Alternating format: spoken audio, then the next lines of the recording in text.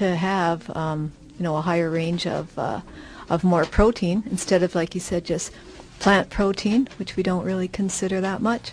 Do you have any concept or idea or, I don't know, premonitions or any words for the future? Well, yeah, let's focus on both of those if we could for a second. The Director of Nutrition for the United States Olympic Committee has stated clearly that regardless of the activity that her athletes are following, whatever their athletic pursuit, the amount of carbohydrate, protein, and fat in their diet has no need to change. The only thing that changes is the total amount of calories that they consume. So if they do a sport where they need more calories, fine, but the amount of carbohydrate, protein, and fat remains the same, which is why I keep teaching the concept 80-10-10. As far as the future, I'm really encouraged. I'm really encouraged with the future because I see more people coming into the raw food movement than ever before in history.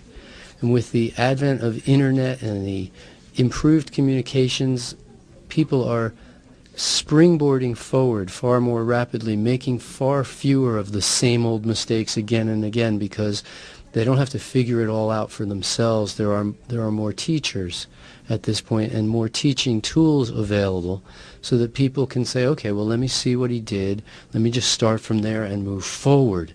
And so there definitely is progress being made. If I wasn't optimistic after 30 years of living and teaching raw foods, I would have stopped by now. I really would have. But I remain optimistic, not only because I have a child of my own, but because I do see progress being made. None too soon, but I hold out my hope because if I don't add what I can add and don't teach what I can teach, I really feel that not only am I not doing my best, but the world's not going to be as good as it possibly can be. I would like very much to leave the world a better place by the time I'm done. Mm-hmm. I'm in no rush to go, but I'd like to leave the world a better place by the time I'm done here. Well, thank you for contributing to with your personal experience and taking your personal experience to a professional level also, and sharing it in the forms of, like, there's different books called Grain Damage and Our Nutrition and Physical Performance, and also High Energy Diet,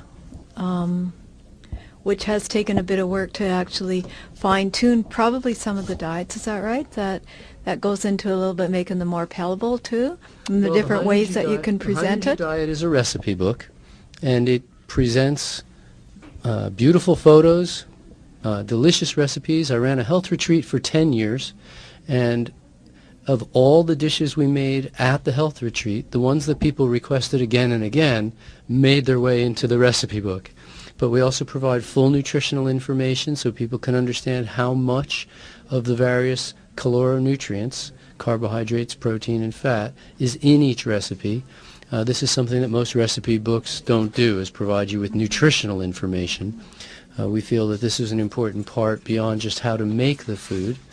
And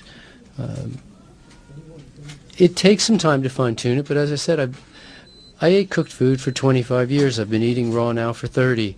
And in 30 years, we've figured out a few things that work, and I'm happy to share those with other people. Well, thank you very much for sharing that with us, and also sharing it, and I hope the world will benefit by, and thank you for your experience. That's our hope, truly. We're going to bring peace to the world and health to the world, literally one luscious bite at a time. Thank you. Thank you. And he keeps thinking that when he goes out to meet women, that he's the hunter and they're the game. A lot of women like that.